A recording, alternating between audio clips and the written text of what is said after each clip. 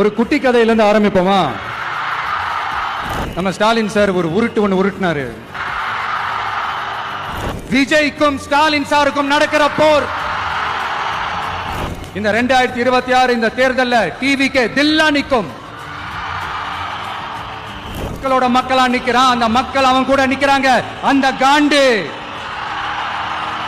என்ன அசிங்கமா பேசுனா அது மக்கள் அசிங்கமா பேசுற மாதிரி சென்சிட்டிவான சென்டிமெண்ட். மக்களை நேசிக்கிற விஜய் வேணுமா? மக்கள் விரோத ஆட்சி நடத்துற ஸ்டாலின் சார் வேணுமா? அப்படி நாங்கெல்லாம் உங்களுக்கு நண்பர்கள்னா அப்புறம் ஏன் சார் கரூர் விஷயத்துல ஏன் மேல பழி தூக்கி போட்டீங்க? எங்க ஓட்டு எங்க உரிமை. எங்களை யாரும் விலைக்கு வாங்க முடியாது.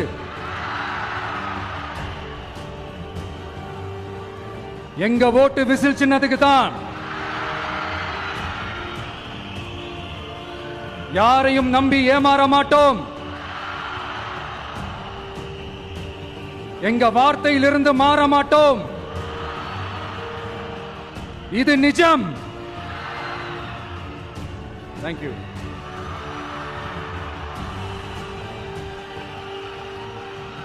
ஒரு குட்டி கதையிலிருந்து ஆரம்பிப்போமா?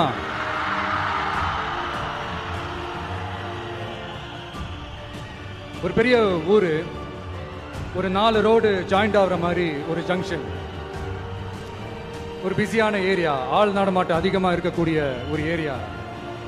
அங்க சென்டர்ல ஒரு முரட்டு ஜல்லிக்கட்டு காலை ஒண்ணு நின்றுட்டு இருக்கு. காலில் மண்ணை வீசிக்கிட்டு சீறிக்கிட்டு அப்படியே நின்றுட்டு இருக்குது. யாருமே பக்கத்துல போக முடியல. அந்த இடம் ஒரு கேஷுவலா மாறணும் அப்படின்னா அந்த காளையை அடக்கி அமைதி ஆக்கினாதான் மறுபடியும் ஒரு பேக் டு நார்மல் சிச்சுவேஷனுக்கு அந்த இடம் மாறும்.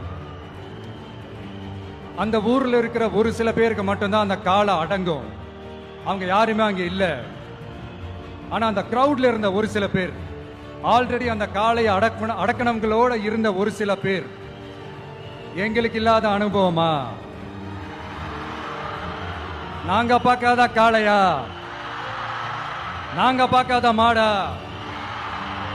நாங்க போய் அடக்குறோம்னு சொல்லிட்டு உள்ள போறாங்க. ஒருத்தராலையும் அந்த காளையை தொடக்கூட முடியல. எல்லாரையும் அடிச்சு வீசி தூக்கி போட்டுருச்சு.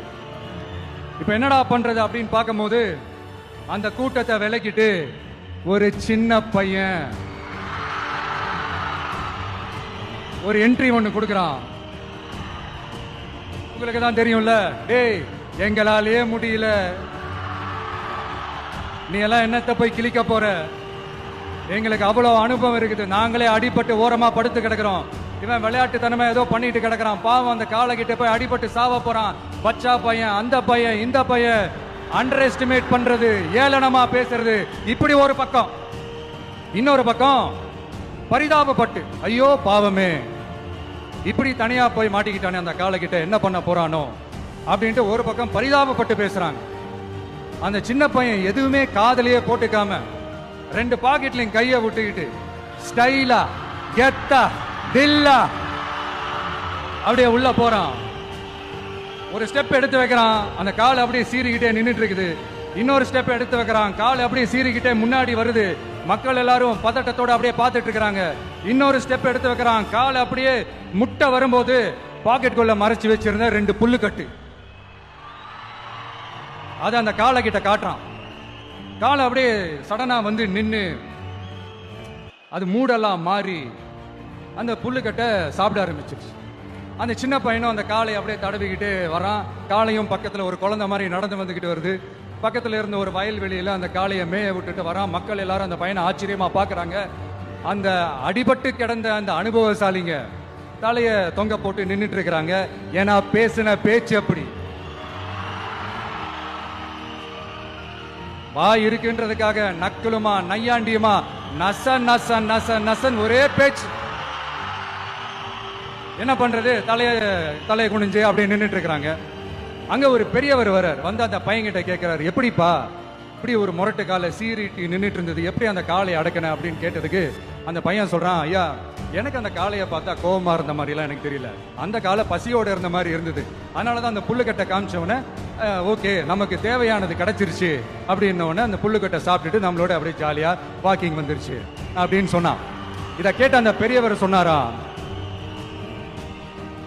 இந்த சின்னவங்க பெரியவங்க அனுபவம் இருக்கிறவங்க அனுபவம் இல்லாதவங்க இதெல்லாம் விஷயமே கிடையாது. யாரா இருந்தாலும் அந்த சூழலுக்கு ஏத்த மாதிரி அந்த சிச்சுவேஷனுக்கு தகுந்த மாதிரி என்ன பண்ணி அந்த ப்ராப்ளம சால்வ் பண்றான், ஏது பண்ணி அந்த ப்ராப்ளம சால்வ் பண்றான், அதுதான் விஷயமே, அதுதான் மேட்ரு. சோ நீ சூப்பர்ப்பா, என்ன ப்ராப்ளம் வந்தாலும் நீ சால்வ் பண்ணிடுவ அப்படின்னு முதுகுல தட்டி கொடுத்துட்டு அந்த பெரியவர் போறார். இப்போ அந்த கதையில அந்த முரட்டு ஜல்லிக்கட்டு காலை தான் நம்ம தமிழ்நாட்டு அரசியல் களம். அந்த பெரியவர் தான் நம்ம தமிழக மக்கள். அந்த பாக்கெட்டுக்குள்ள ஸ்டைலா தில்லா கெத்தா ஒருத்தன் உள்ள வந்தான் பாருங்க, அவன் தான்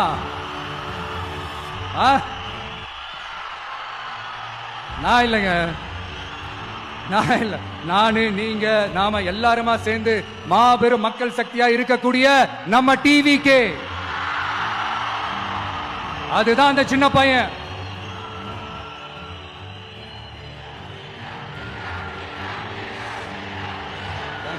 Thank you. மக்களை நேசிக்கிற ஒரு நல்ல தலைமை இல்லாததுனால இத்தனை வருஷமா வேற வழி இல்லாம ஸ்டாலின் சார் கொடுத்த அந்த பொய்யான வாக்குறுதிகள் எல்லாத்தையும் நம்பி ஏமாந்த நம்ம மக்களுக்கு சரியான நேரத்தில் ஒரு வெகுஜன மக்கள் இயக்கமா வந்ததுதான் நம்ம டிவிக்கு. அந்த முரட்டு ஜல்லிக்கட்டு கால கதை ஏன் சொன்னோம், எதுக்கு சொன்னோம், யார் யாருக்கெல்லாம் சொன்னோங்கிறது புரிய வேண்டியவங்களுக்கு புரியும் நினைக்கிறேன்.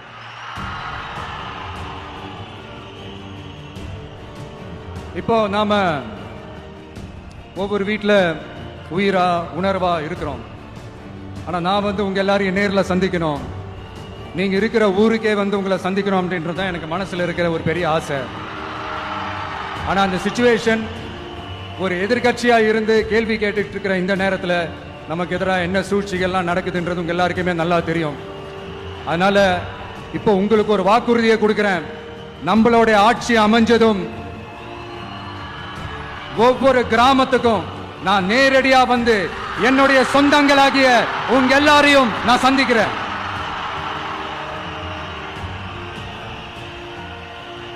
கொஞ்ச நாளைக்கு முன்னாடி நம்ம ஸ்டாலின் சார் ஒரு ஒன்று உருட்டினாரு, நீங்க கேள்விப்பட்டிருப்பீங்க.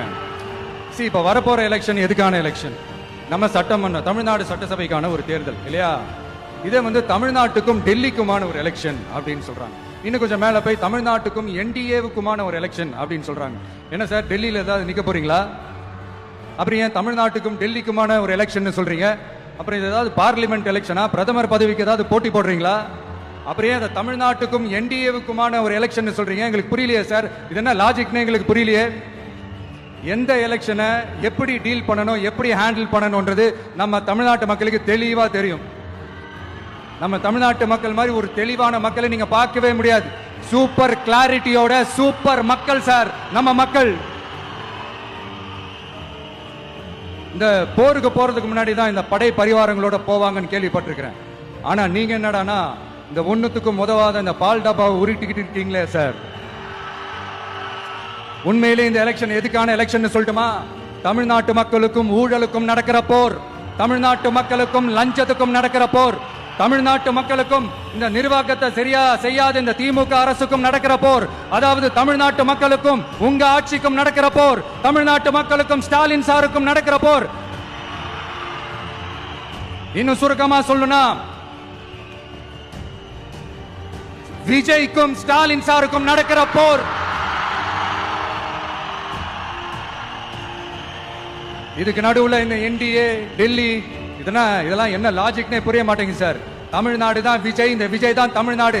தூய சக்தி டிவிகேவுக்கும் தீய சக்தி டிஎம்கேவுக்கும் தான் இந்த போர்.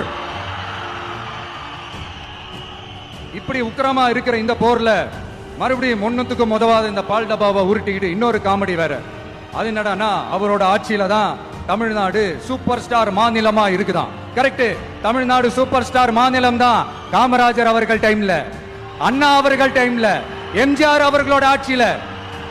இன்னைக்கு ஒண்ணுத்துக்கும் உதவாத இந்த உல்டா மாடல் ஆட்சியில தமிழ்நாடு சூப்பர் ஸ்டார் மாநிலமெல்லாம் ஒண்ணு இல்ல, சூப்பர் ஸ்டாண்ட் அப் காமெடிக்காரர் நடத்துற மாநிலமா மாறிடுச்சு.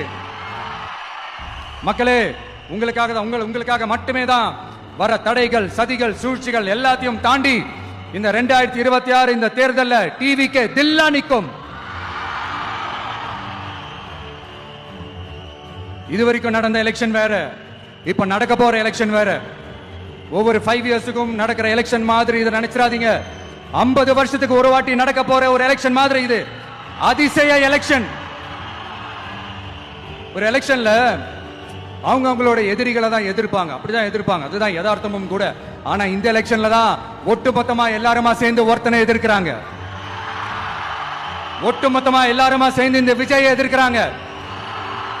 ஏன்னா இந்த விஜய் ஊழலை எதிர்க்கிறான், லஞ்சத்தை எதிர்க்கிறான், மக்களோட மக்களா நிக்கிறான். அந்த மக்கள் அவன் கூட நிக்கிறாங்க. அந்த காண்டு எப்படி? அந்த காண்டு தான் ஒட்டுமொத்தமா எல்லாருமா சேர்ந்து ஒருத்தனை எதிர்க்க காரணம். நீங்க எப்படி வேணா எதிர்த்துக்காங்க, ஆனா போட்டி ரெண்டு பேருக்கு நடுவில் உள்ளதான் ஒண்ணு. இன்னொன்னு, இந்த எலெக்ஷன் டேல மேக்சிமம் என்ன பண்ணுவீங்க? போவீங்க, ஓட்டு போடுவீங்க, வருவீங்க, அவ்வளவுதான் உங்களுடைய பார்ட்டிசிபேஷன். ஆனா இந்த எலெக்ஷன்ல நீங்க பங்கெடுத்துக்க போறீங்க. எஸ், உங்க வீட்டுல இருக்கிற ஒரு விஜய் தான், உங்க வீட்டுல இருக்கிற ஒரு விஜய் தான் வேட்பாளரா நிக்க போறாங்க. உங்க வீட்டுல நிக்கிற ஒரு வேட்பாளர்னா அப்ப உங்க வீட்டுல இருக்கிற மத்தவங்க எல்லாருமே வாக்காளர்கள் தானே.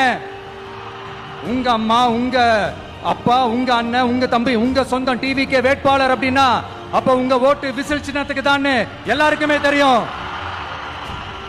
ஏன், நம்மளோட எதிரிகளுக்கு கூட அது நல்லாவே தெரியும். அதனாலதான் நமக்கு எதிராக அவ்வளவு அவதூறு பரப்புறாங்க. என்னென்ன அவதூறு பரப்புறாங்கன்றது உங்களுக்கே நல்லா தெரியும். ஆனா அவங்களுக்கு தெரியாது, என் மேல அவதூறு பரப்புனா அது மக்கள் மேல அவதூறு பரப்புற மாதிரின்னு. எனக்கு அரசியல் தெரியலன்னு சொன்னா அது மக்களுக்கு அரசியல் தெரியலன்னு சொல்ற மாதிரின்னு. என்ன அசிங்கமா பேசினா அது மக்கள் அசிங்கமா பேசுற மாதிரின்னு. எனக்கு எதிராக செய்யற ஒவ்வொரு செயலும் அது மக்களுக்கு எதிராக செய்யற செயல் அவங்களுக்கு தெரியாம போச்சு. இந்த விஜயும் மக்களும் வேறு வேறு இல்லை. இந்த விஜயும் மக்களும் ரத்தமும் சதையும் மாறி, உடலும் உயிரும் மாறி ஒன்னிலிருந்து ஒண்ண பிரிக்கவே முடியாது. எஸ், சென்சிட்டிவான சென்டிமெண்ட், அது சென்சிட்டிவான சென்டிமெண்ட்.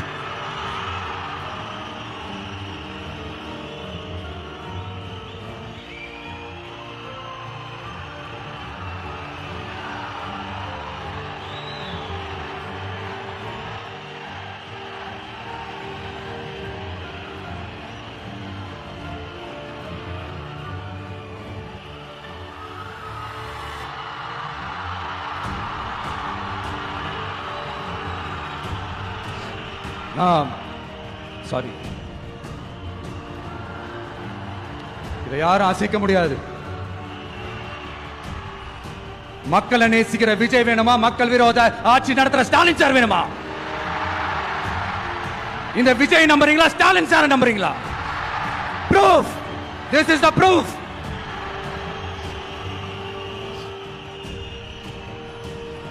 இந்த தீய சக்தி, ஊழல் சக்தி, இதெல்லாம் ஏன் சொல்றோம், எதுக்கு சொல்றோம், யார சொல்றோம்ன்றதெல்லாம் மக்களுக்கு தெளிவா தெரியும். அதே மாதிரி டிவி கேவுக்கு போட்டி டிஎம்கே தான்றதும் மக்களுக்கு தெளிவா தெரியும்.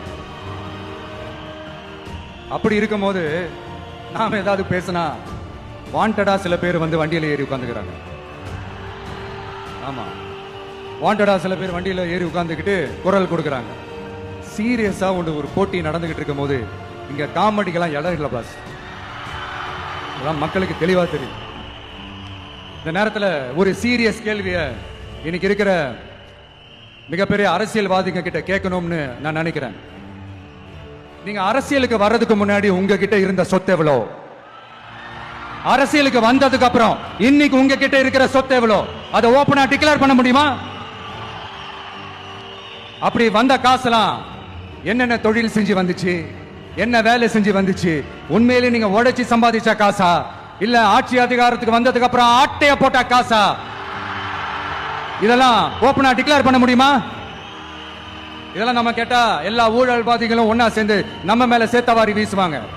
அதை பத்திலாம் நமக்கு கவலை இல்லை. ஏன்னா நாம யாருன்னு மக்களுக்கு நல்லாவே தெரியும்.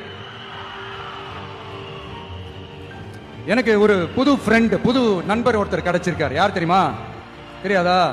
முதல்வர் அவர்கள் தான்.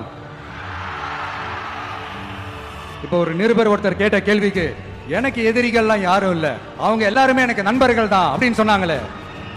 அப்படி நாங்கெல்லாம் உங்களுக்கு நண்பர்கள்னா அப்புறம் ஏன் சார் கரூர் விஷயத்துல ஏன் மேல பழி தூக்கி போட்டீங்க? உங்களுக்கு மனசாட்சின்னு ஒண்ணு இருந்தா அப்படி பேசிருப்பீங்களா? அப்படி நாங்களாம் உங்களுக்கு நண்பர்கள்னா ஒரு ஈவென்ட், ஒரு ஃபங்க்ஷன் நடத்துறதுக்கு ஒரு இடமோ ஒரு பர்மிஷனோ ஏன் கொடுக்க மாட்டேன்றீங்க? எல்லாத்தையும் நீங்களே பண்ணிட்டு போற போக்கில அப்படியே பொய்களா அடிச்சு விட்டுக்கிட்டு இருக்கீங்க. உங்களோட உண்மையான நண்பர்கள் யாருன்னு சொல்லட்டுமா? லஞ்சம், ஊழல், அரசியல் ஆதாயம், இதெல்லாம் தான் உங்களோட உண்மையான நண்பர்கள். பர்சனலா நீங்க எப்படி வேணா இருந்துக்கங்க சார், நமக்கு அதை பத்தி கவலை இல்லை, நமக்கு அது அவசியமும் இல்லை. ஆனா உங்க ஆட்சி தான் தப்பான ஆட்சி, தமிழ்நாட்டுக்கு தேவையில்லாத ஆட்சி. கொஞ்ச நாளைக்கு முன்னாடி கற்பனையா ஒரு விஷயம் ஒன்று சொன்னேன். இந்த முதல்வர் கூட விசில் சின்னத்துக்கு தான் வாக்களிப்பாரு அப்படின்ட்டு கற்பனையா ஒன்று சொன்னேன். ஆனா இன்னைக்கு நிஜமாவே நமக்கு ஆதரவா ஒரு கோஷத்தை எழுப்பியிருக்கிறாங்க. அது என்ன தெரியுமா? எங்க வாக்கு சாவடி வெற்றி வாக்கு சாவடியா. அதுக்கு அர்த்தம் என்ன தெரியுமா? எங்க வாக்கு சாவடி விஜய் வாக்கு சாவடின்னு அர்த்தம். அது சரி, மக்களோட இந்த ஆதரவை பார்த்துட்டு அவர் அறியாமலே எப்படி பேசிட்டாரு என்னமோ தெரியல.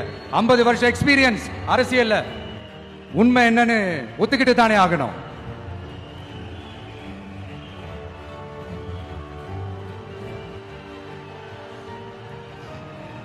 ஜனநாயகம்ங்கிறது பெரும்பான்மை ஆட்சி அதிகாரம் சார்ந்தது மட்டும் இல்ல, சிறுபான்மை மக்களின் உரிமைகள் உணர்வுகளும் புனிதம்னு நினைச்சு அதையெல்லாம் காப்பதற்கு பெயர் தான் ஜனநாயகம்னு 1963 அறிஞர் அண்ணா பார்லிமெண்ட்ல பேசினதை நாம இங்க சொல்றது ரொம்ப பொருத்தமா இருக்கும். அறிஞர் அண்ணா சொன்னதுதான் டிவிகேவோட நிலைப்பாடும். இந்த ஸ்டாண்ட்ல நாம 100% உறுதியா இருப்போம். யாருக்காகவும் எதுக்காகவும் இதுல சமரசமே கிடையாது. மதச்சார்பற்ற சமூக நீதி தன்மை தான் நம்ம அடிப்படை கொள்கைகள் ஒண்ணு, அதுல எந்த மாற்றமும் எப்பவும் கிடையாது. ஆனா இதெல்லாம் மறந்துட்டு எப்படியாவது எதையாவது செஞ்சு ஓட்டு வாங்குறதுக்காகவே இங்க சில பேர் இருக்கிறாங்க. அவங்கள மாதிரி நமக்கு அப்படி சில பிரச்சனைகள்ல எரியற நெருப்புல எண்ணெய ஊத்துற எண்ணமே இல்ல.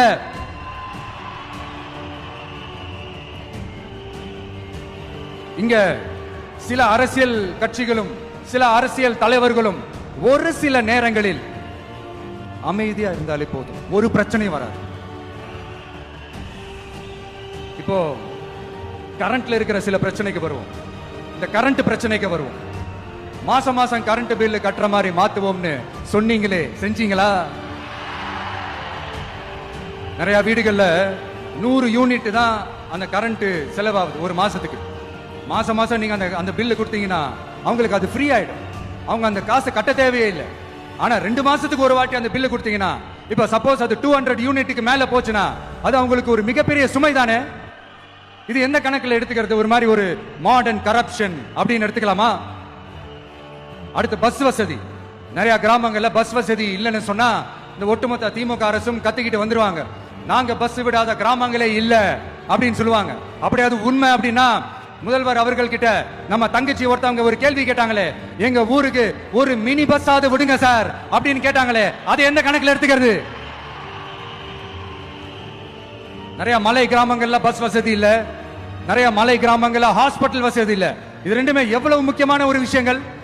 பஸ் வசதியும் ஹாஸ்பிட்டல் வசதியும் இல்லாததுனால வீட்லயே பிரசவம் பார்க்கிற அந்த ஆபத்து இருக்குதுன்னு எவ்வளவு நியூஸ் பார்க்கிறோம். இதெல்லாம் எந்த கணக்கில் சேர்த்துக்கிறது? அடுத்து இதெல்லாம் மீட்டிங்லயே பேசுறதா பெண்களுக்கு பாதுகாப்பு நம்பர் 1 இருக்குது தமிழ்நாட்டில் அப்படின்னு சொல்றாங்க. அப்புறம் அது என்ன வி சேஃப் மாடலா? பெண்கள் என்ன சொல்றாங்க தெரியுமா? அது வி சேஃப் மாடல் இல்ல, வி ஆர் நாட் சேஃப் மாடல்னு சொல்றாங்க. இப்படி இருக்கிறப்போ தமிழ்நாட்டில் எங்க போனாலும் பெண்களுக்கு பாதுகாப்பு அப்படியே கொட்டி கிடக்குதான். இப்படி சொன்னா எப்படி சார்? கேட்கறவங்க என்ன கேசரி சாப்பிடுறாங்க நினைச்சீங்களா?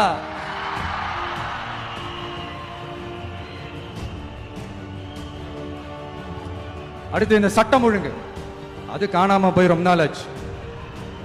இவன் வேற, இந்த விஜய் வேற, எங்க போனாலும் இந்த மக்கள் கிட்ட இந்த சட்டம் ஒழுங்கை பத்தி பேசி ஞாபகப்படுத்திக்கிட்டே இருக்கான்னு முதல்வர் அவர்கள் அவங்க கூட இருக்கிறவங்க கிட்ட எல்லாம் சங்கடப்பட்டாராம். நாம் என்ன பண்றது? நாம தான் தமிழ்நாட்டோட விசில் ப்ளோயர் ஆச்சே. நாம எப்படி சைலண்டா இருக்க முடியும்? நாமளும் கேள்வியா கேட்கிறோம், ஆனா பதில்லாம் வந்த மாதிரியே தெரியல. இருந்தா தானே வர்றதுக்கு. வச்சுக்கிட்டா வஞ்சனை பண்றாரு. 5 வருஷமா பதிலே சொல்லாம அப்படியே கடந்து வந்துட்டாரு. ஆனா இனிமே அப்பெல்லாம் இருக்க முடியாது, பதில் சொல்லி ஆகணும். மக்களே, இந்த தீய சக்தி, இந்த அட்ராசிட்டிய ஒரு எண்டு கார்டு போடணும் அப்படின்னா அவங்கள சுவிட்ச் ஆஃப் பண்றது தான் ஒரே சொல்யூஷன். அதுக்கான ரிமோட் தான் வரப்போற எலெக்ஷன். அந்த ரிமோட்ல நீங்க அழுத்த வேண்டியது ஒரே ஒரு ஆப்ஷன். அதுதான் நம்ம விசில் சின்னத்தோட பட்டன். இத 4 விஷயத்தை நீங்க செஞ்சாலே போதும். ஒவ்வொரு இவிஎம் மெஷின்லயும் விசில் சின்னத்துக்கு நேரா இருக்கிற அந்த பட்டனை பச்சக்கு பச்சக்கு பச்சக்குன்னு ஒரு அழுத்த அழுத்துங்க. எப்படி? அவ்வளவுதான்.